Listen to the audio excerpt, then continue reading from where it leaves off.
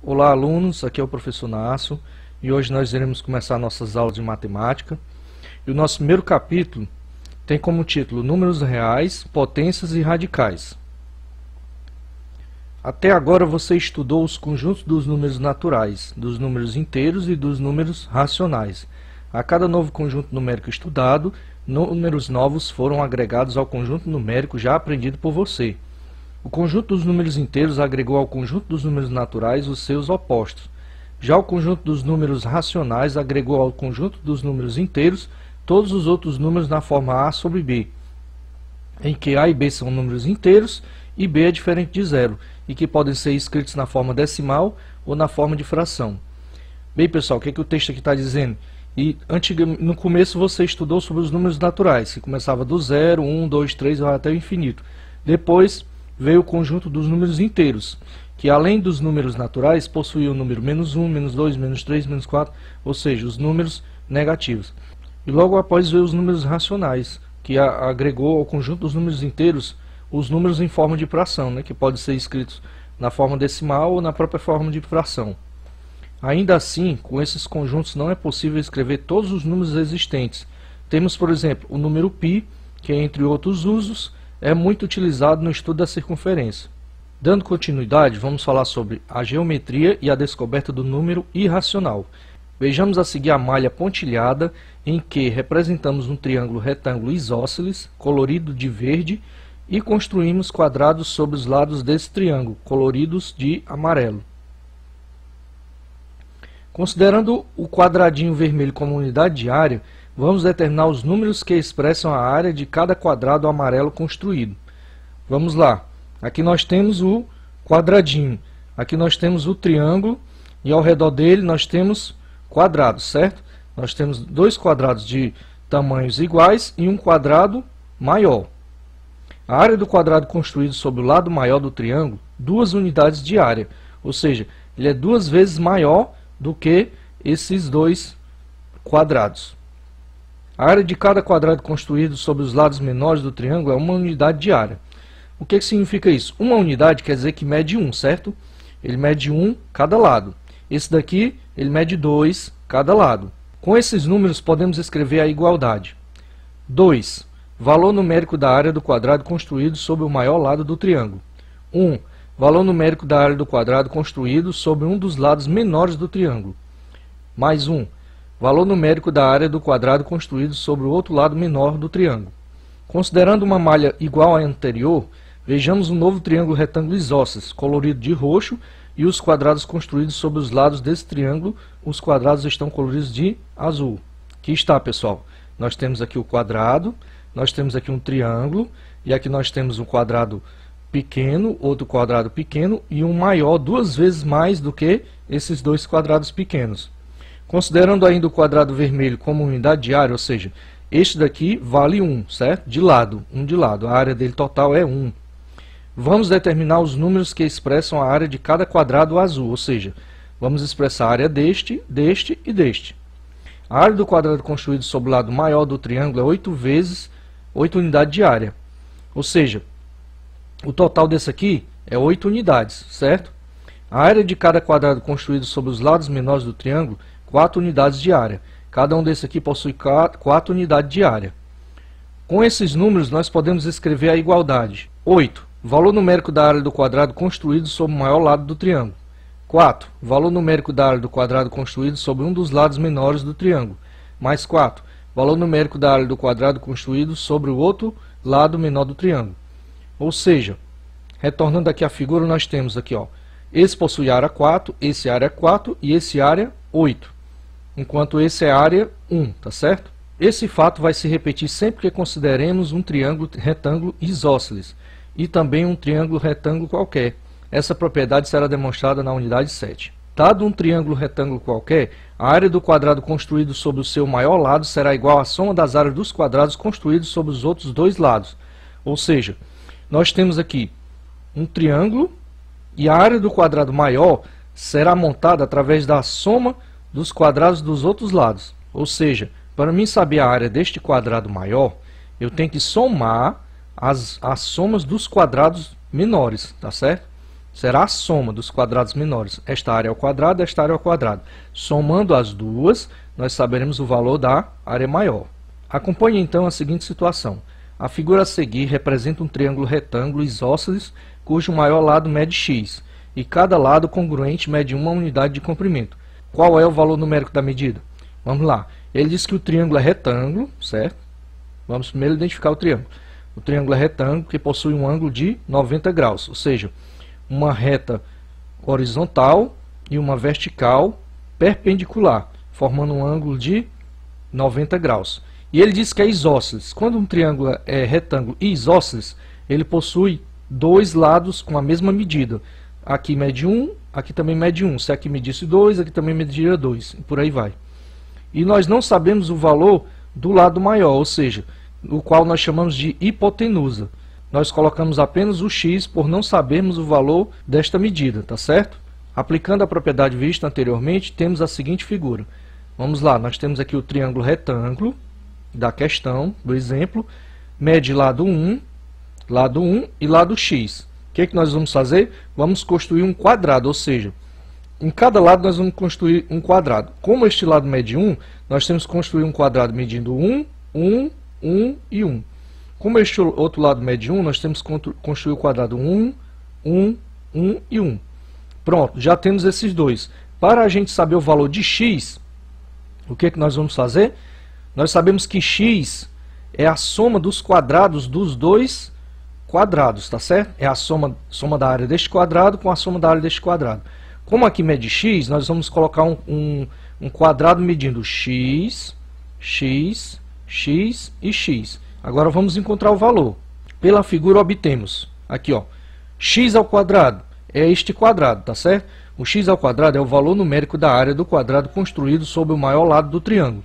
Ou seja, este aqui é o maior lado do triângulo, ele é diferente do lado que mede 1, então nós vamos construir o maior quadrado. A soma das áreas deste mais deste é 1 ao quadrado mais 1 ao quadrado, ou seja, soma dos valores numéricos das áreas dos quadrados construídos sobre os outros dois lados do triângulo. Fazendo a conta, nós temos x ao quadrado é igual a 1 ao quadrado é 1, mais 1 ao quadrado, 1. Então, x ao quadrado é igual a 1 mais 1. X ao quadrado é igual a 2. Ou x vezes x é igual a 2. Como x é a medida do maior lado, x é maior do que zero. Então, o valor numérico de x, que verifica essa equação, representa a raiz quadrada do número 2, ou seja, raiz de 2, certo? Nós temos aqui o x ao quadrado. Nós queremos saber o valor de x. Para saber o valor de x, como está elevado ao quadrado, nós vamos usar a radiciação, porque a radiciação ela é o inverso da potenciação. Mas como está elevado ao quadrado, nós temos que usar a raiz quadrada, tá certo? Então, se a gente colocar a raiz quadrada aqui e colocar a raiz quadrada aqui, nós vamos cancelar o 2 com a raiz quadrada, vai ficar apenas o x, e vai ficar igual a raiz de 2. Vamos ver como é possível localizar o número irracional raiz de 2 em uma reta numérica, partindo da construção de um triângulo retângulo isósceles. Vamos construir um triângulo retângulo isósceles cujos lados menores medem uma unidade, com um dos catetos sobre a reta numérica. Vamos lá, o que significa? Aqui nós temos uma reta numérica, certo? Tem que ser do lado positivo, porque aqui está medindo 1, certo? Quando nós temos figuras planas, nós não podemos ter valores negativos, apenas positivos. Então aqui mede o lado 1. Aqui nós temos um cateto medindo 1 e outro cateto medindo 1. E a hipotenusa, como nós já encontramos o valor, é raiz quadrada de 2. Como é que a gente vai calcular? Vimos anteriormente que o maior lado desse triângulo mede raiz quadrada de 2 unidades. O ponto correspondente a esse valor na reta numérica pode ser encontrado colocando-se a ponta seca do compasso em 0, ou seja, aqui na origem, certo? E tomando como raio a medida da hipotenusa, ou seja, você pega, bota a ponta seca do compasso aqui, abre o compasso até a gente conseguir fazer essa distância, raiz de 2. O ponto em que a ponta do grafite cruza a reta numérica corresponde a raiz de 2. A gente colocou a ponta seca do compasso aqui, abrimos o compasso até ficar uma medida de altura, até alcançar a medida 1 de altura. Aí nós passamos o compasso na reta numérica. Este ponto aqui é exatamente a medida raiz quadrada de 2. podemos fazer uma construção similar para posicionar o número irracional raiz quadrada de 3 sobre a reta numérica. Vamos, a partir da figura anterior, construir um triângulo retângulo cujos lados menores medem agora 1, ou seja, aqui nós temos um lado 1, e agora nós temos este outro lado, na reta numérica, ele mede raiz quadrada de 2. Ó. Lembrando que no outro triângulo era aqui, certo? Era 1 por 1. Agora nós temos o lado 1 e o outro lado raiz quadrada de 2. E aqui nós vamos calcular o raiz quadrada de 3. Pela propriedade apresentada anteriormente, é possível verificar que a medida do maior lado desse triângulo é raiz de 3. Então, como é que a gente vai fazer? X ao quadrado, ou seja, esse lado aqui é x ao quadrado, nós não sabemos qual é. Aí a soma dos catetos, 1 ao quadrado, que é este, mais raiz quadrada de 2, que é este. Como eu já disse anteriormente, uma raiz quadrada elevada ao quadrado, nós podemos cancelar, porque radiciação e potenciação se anulam. Se possuem os mesmos números, se anulam. Ó, raiz de 2 elevado a 2. Então, 2 dividido por 2 dá 1. Então, vai ficar 2 elevado a 1. X ao quadrado é igual a 1 ao quadrado, dá 1. Mais 2 elevado a 1, 2. X ao quadrado é igual a 1 mais 2, 3. Aqui nós temos uma potência. Vamos colocar uma raiz quadrada aqui e uma raiz quadrada aqui. Colocando a raiz quadrada no x ao quadrado, cancela o 2 com a raiz quadrada para ficar apenas o x.